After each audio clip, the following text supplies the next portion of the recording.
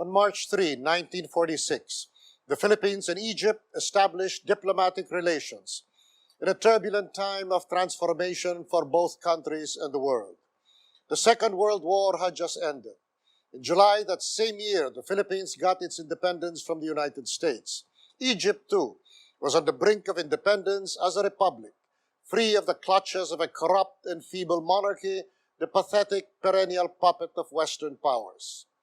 At that early stage in our relations, scarred by the blows of a savage world war and domestic rebellions, we shared a fervent desire for peace, stability, and independence as the precondition of national progress. Linked by this shared aspiration, seared with the reminder that the fates of all countries are linked in a world of resurgent Western imperialism, our nations were one in joining the fledgling United Nations as a respecter of national sovereignties. Since then, our countries have pursued these shared aspirations in all our engagements. 9 years later, on January 18, 1955, a treaty of friendship was signed between us. This was significant because Egypt had come to symbolize a third force in world politics, neither enslaved behind the Iron Curtain nor subordinate to imperial powers that could not accept their time had passed. Like the phoenix rising from the ashes of humiliation and defeat, Egypt, led by Gamal Abdel Nasser, soared to become a key player in regional politics and international relations. The nascent, non-aligned movement stood on the shoulders of Nasser and other like-minded stalwarts. A champion of third world solidarity, Nasser orchestrated the preparatory meeting for the first NAM summit in Cairo in 1961 and gave developing countries a rallying cause against the raging Cold War polarity. His successor, Anwar Sadat, would be no less stellar in war and peace. A true Egyptian hero, he regained Egypt's Sinai Peninsula in the Yom Kippur War of 1973.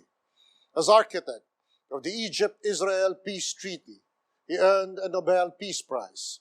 He was one of the finest prose writers in military literature, a Julius Caesar in khaki.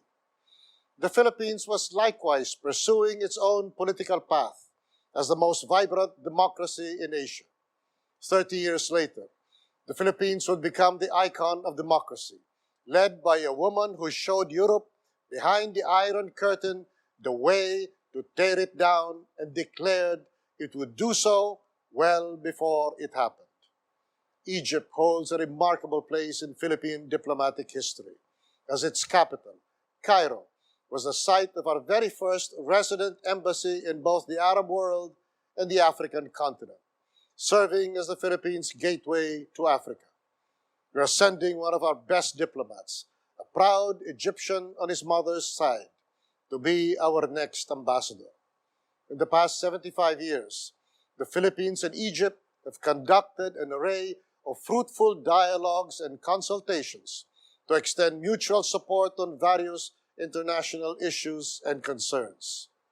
I take this opportunity to thank the small but vibrant Filipino-Egyptian community, which has been a vital link between us. A considerable number of them belong to bicultural families, and some work in healthcare and household services, and in the maritime and tourist industries. I hope that through these linkages, we will appreciate more the beauty and richness of each other's cultures. I dream of sailing up the Nile toward its source and deep into its millennia of history, and closer to our time to the Suez Crisis of 1956 and the Six-Day War of 1967, when I was in the Cultural Revolution in China and witnessed the fierce solidarity of China's youth with Egypt in that conflict. I envy our national hero, Jose Rizal, who was able to do just that on his first trip abroad. In his diary, he wrote, "Tonight, the moon rose up in the midst of the sea's solitude. Its steady and silent passage through the deep blue of the skies painted a golden current on the tranquil waves. Beautiful and bewitching, it reminded me of my native land, as do all things beautiful, however varied, remind us of homeland. On this occasion, I extend my warm greetings and best wishes to the people of Egypt and the government of the Arab Republic of Egypt under the able leadership of His Excellency President Abdel Fattah al-Sisi. I have every confidence that the future of the friendship between the Philippines and Egypt will burn bright and strong.